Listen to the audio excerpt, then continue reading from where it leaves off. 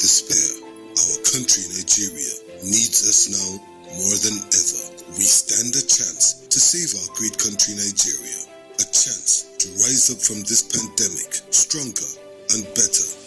What will be the gain if we do not learn from other countries and observe the lockdown to stop the further spread of the virus? If we loosen our guards and allow this virus doom our very existence, then what have we gained? This is the call to every Nigerian to unite as one and stop the spread of this deadly virus. Stay at home and stay safe. Remember, the virus doesn't move unless we move. This message is brought to you by the Nigerian television.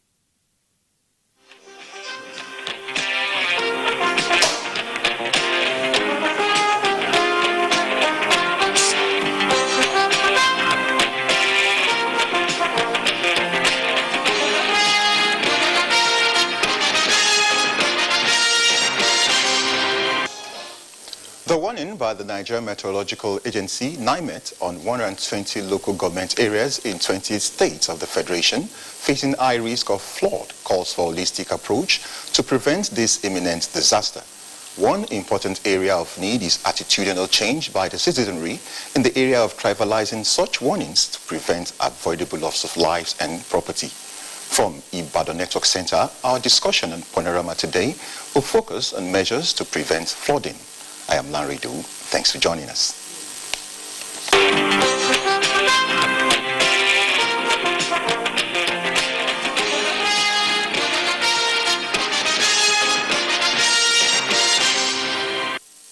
Revenue-generating agencies complying with regulations on remittances to the federal accounts will receive necessary legislative support for them to improve.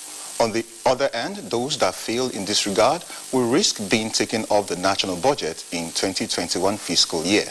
This was made known by the Joint Senate Committee on Finance and National Planning at the continuation of its public hearing on 2021-2023 NTA fiscal strategy paper.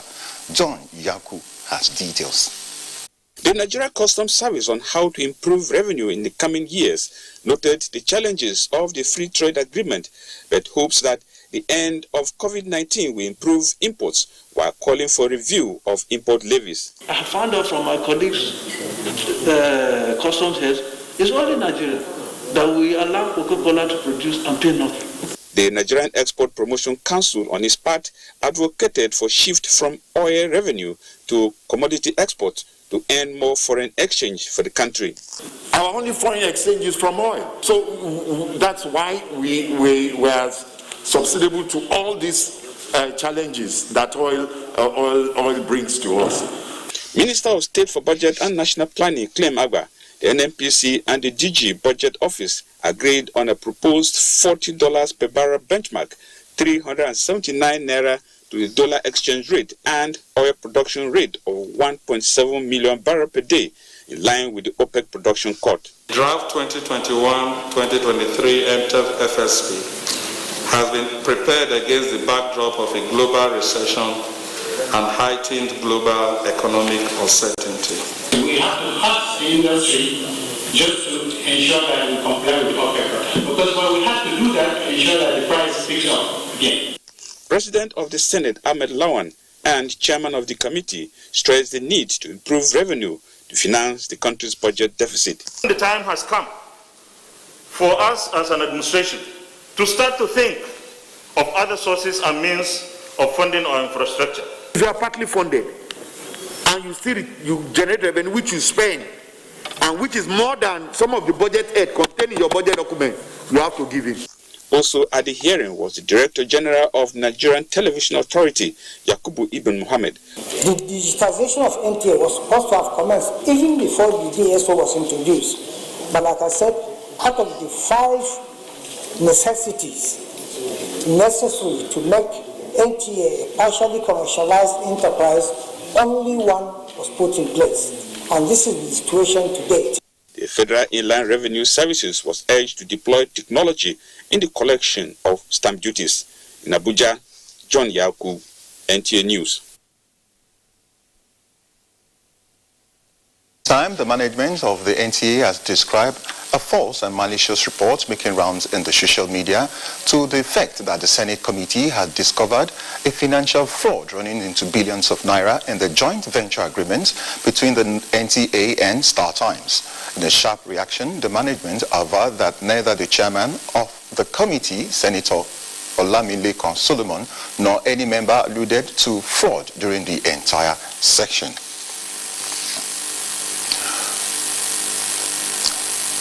The federal government resuscitated the $470 million National Public Security Communication System Network that will generate thousands of jobs for Nigerians. Minister of Police Affairs, Mohammed Megari Dingyadi, confirmed this at a press briefing to mark his one-year stewardship in the ministry. Francis Vom reports.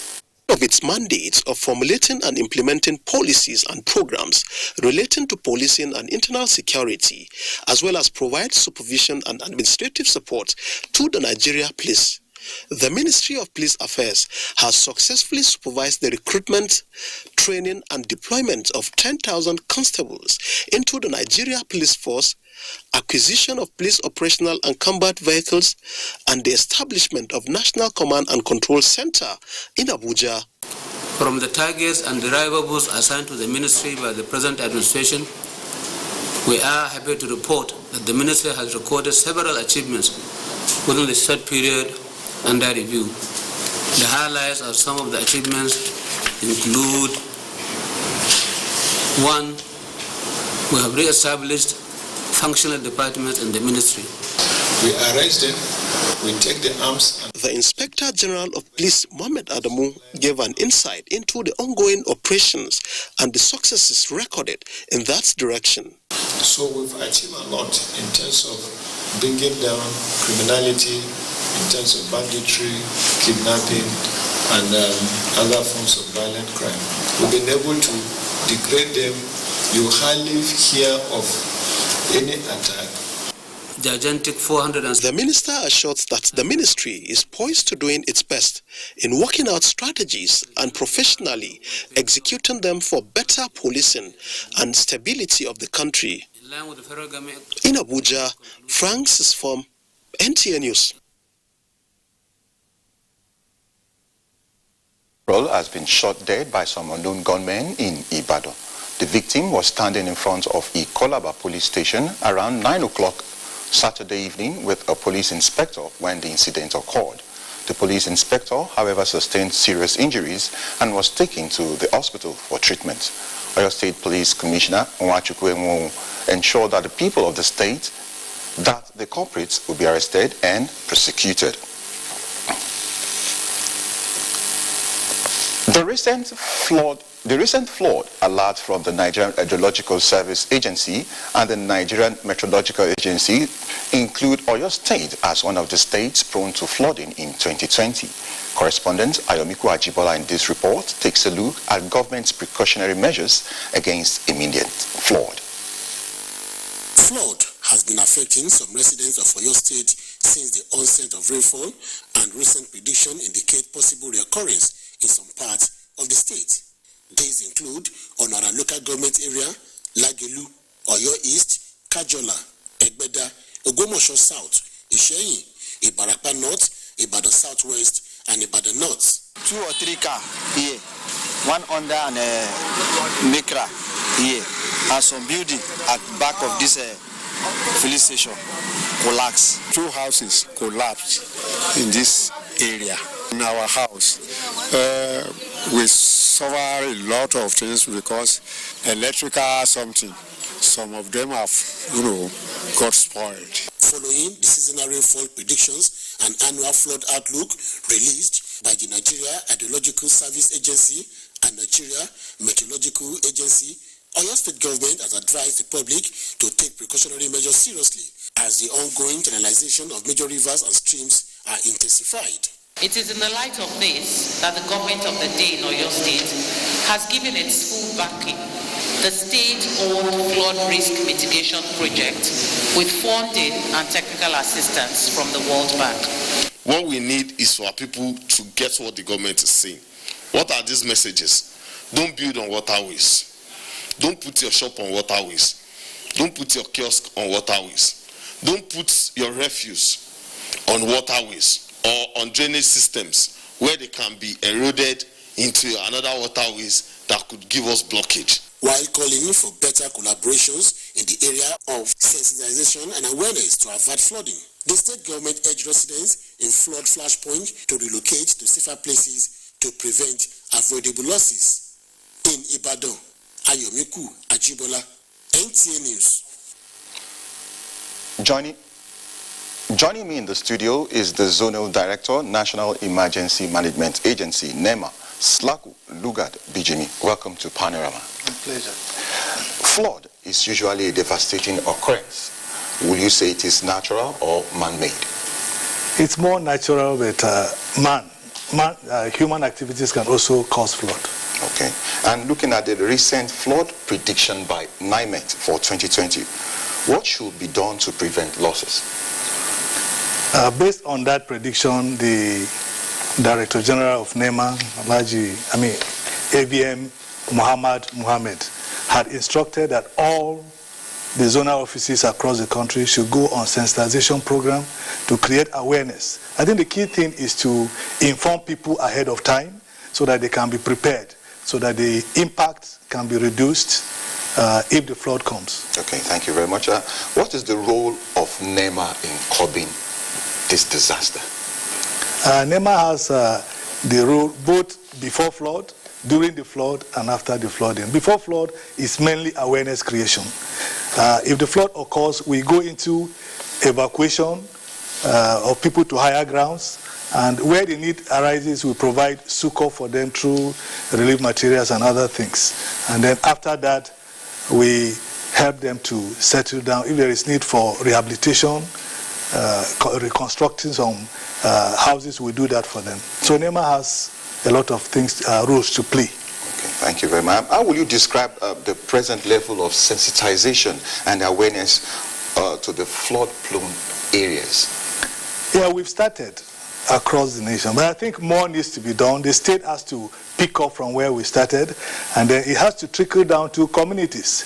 This flood, when it occurs, communities are the ones that are affected. If they don't know what to do, there's little we can do. But I think if we can create awareness at that level, community level, it's going to impact so much and reduce the impact of flood, because they need to be aware and buy into what we are doing. We need to allow them get involved in flood mapping, risk assessment, and every other thing that we need to do. We need to set up committees that can, people, volunteers that can even respond and evacuate before help comes from outside. Okay, thank you. Now talking about key players, would you say key players like maybe government and traditional rulers, would you say they've done enough in your own assessment? Well, government, I think government at the state level, some are trying, but I think more needs to be done. Okay. And for traditional rulers, there is still much to be done. The buy-in is yet to be 100%. Okay. They need to understand that they need to involve themselves. There's so much dependence on government that the communities are not participating as much as expected. And I think we need to call the attention of traditional leaders to get more involved. Okay, and what is your parting word for the people in preventing this imminent disaster? Natural disasters like flood will always come. But I think if we are prepared, we should listen to all early warnings from relevant agencies and just obey. All that the government is doing, we should key into it. All the instructions, don't do this, don't do it, we have a lot of them. All we need to do is obey. Whether we are sure the flood will occur or not, it's not our business. It's just to obey and keep safe so that our lives can be safe. Okay, before I let you go, oftentimes we do hear that maybe when Ladgo Dam in Cameroon is being the water from the dam is being released, effects might trickle down to Nigeria. What is your agency doing in making sure people are well sensitized so that to avert flooding? There is so much sensitization going on, and I think the federal government has made effort and started doing some things about the Lagdo Dam. All they are doing is to get buffer dams to reduce the pressure from coming to Nigeria. And I'm sure the federal government is doing so much and will continue to do so much. But all we need to do as citizens is to be ready, be prepared, take heed to all the predictions and the warnings that are given by the government and all the government agencies. Thank you very much. And I've been speaking with the Zonal Director, National Emergency Management Agency, NEMA, Slaku Lugard Benjamin. Thank you very much for coming, sir. My pleasure. We now pause for a break. Panorama continues shortly. Stay with us.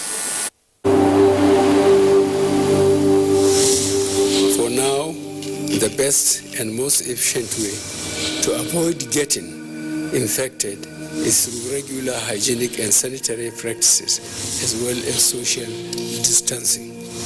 As individuals, we remain the greatest weapon to fight this pandemic. By washing our hands regularly with clean water and soap, disinfecting frequently used surfaces and areas, coughing into a tissue or elbow, and strictly adhering to infection prevention control measures in health facilities, we can contain this virus.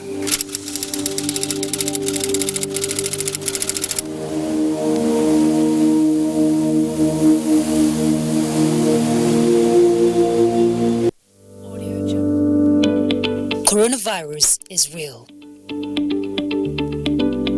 Steps to avoid this pandemic. Wash your hands regularly or sanitize your hands. Keep social and physical distancing. Avoid crowded places. Stay at home unless absolutely necessary. Don't touch your eyes, nose, or mouth if your hands are not clean. Avoid the spread of coronavirus. Coronavirus is real.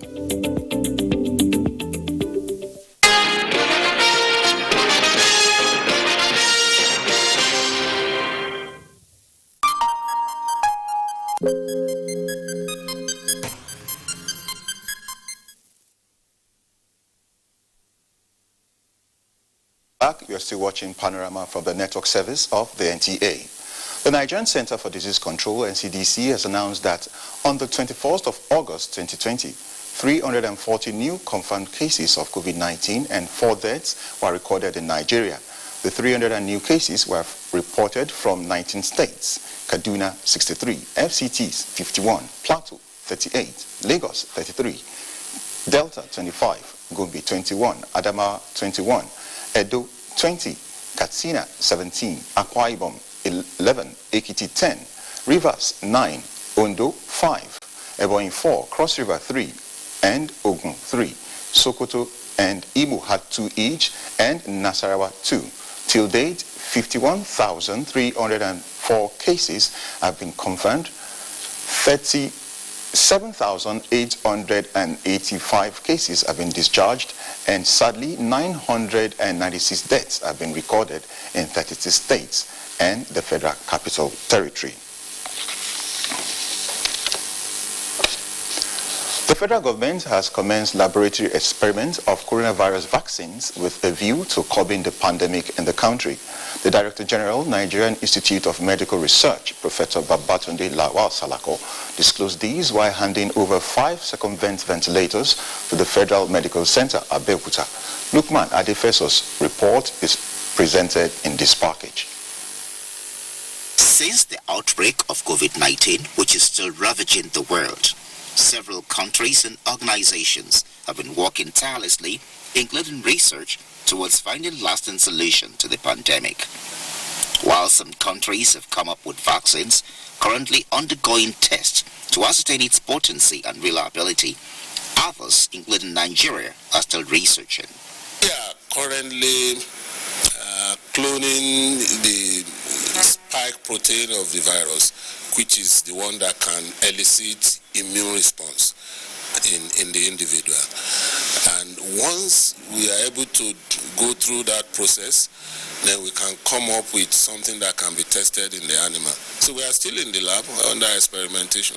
We are Oliver Twist, and we will continue to ask for more.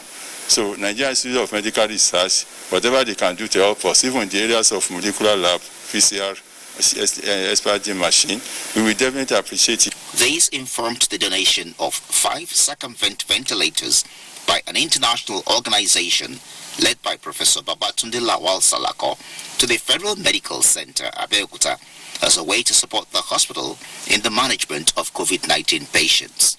The hospital management assured proper utilization of the ventilators.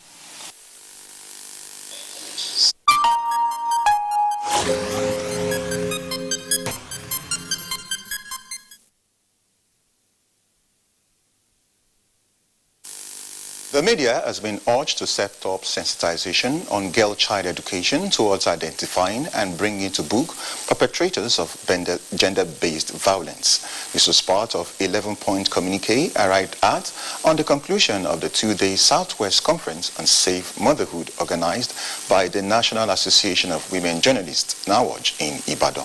Oyeyinka Omoli was there and now reports. Considering the essential role of women in the home and combining such with supporting their husbands in making ends meet poses a lot of challenge to the woman, especially those of childbearing stage. Safe motherhood is key at this time, and so we need to continue to promote the safety of our women and our babies, across the country. The onus is on us, journalists, especially female journalists, to let women know where to go to access services that will enhance safe motherhood. Speakers at the training believe that championing safe motherhood requires policies that will take care of the interests of women and children. We need to pass those informations back to those women at the rural areas. There is a bill being sponsored to make sure that maternity leave is elongated from 4 months to 6 months. Participants drawn from NAWOJ chapters across Southwest Zone are expected to continue the advocacy on safe motherhood in their various domains in Ibadan. Oyeyinka Omoli, NTA News.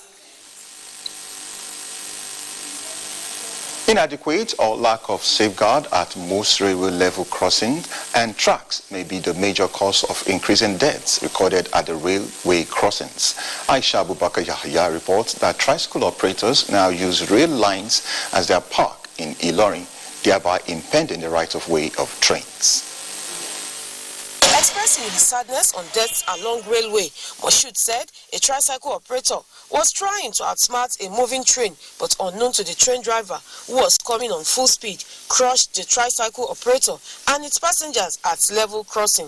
Which I even saw by myself, which is very, very critical.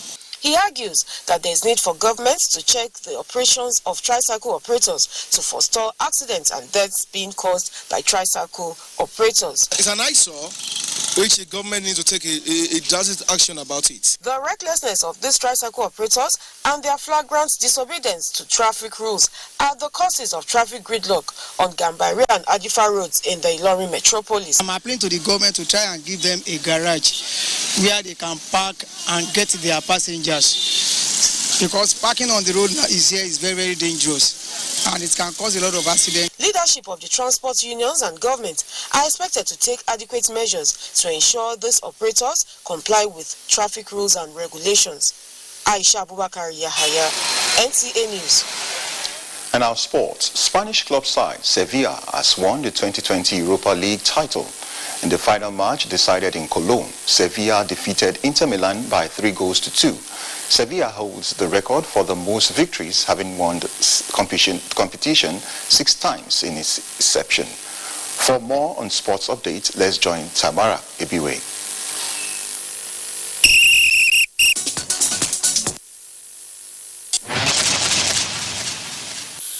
Super Eagles forward and Nigeria's football ambassador Daniel Amokachi has vowed to complement the efforts of Youth and Sports Minister Sunday Dare in returning sports in Nigeria to its glory days. Former Everton player is elated after his appointment as Special Assistant to President Muhammadu Buhari on sports. Where he's focusing not only on sport, but, towards the youth development, youth empowerment, and that's what is needed. In basketball, Nigeria's D-Tigers have been drawn alongside Mali, Rwanda and Algeria in Group D of 2021 FIBA Afrobasket Championship scheduled for Rwanda. The former African champions, who are yet to come together since March because of COVID-19 pandemic, is expected to regroup after the pandemic. We have been playing with most of these countries, so we know them in and out. That is not to say that the teams are not going to come out smoking. Every team has passion, but the greatest team is the one who mixes the passion with potentials.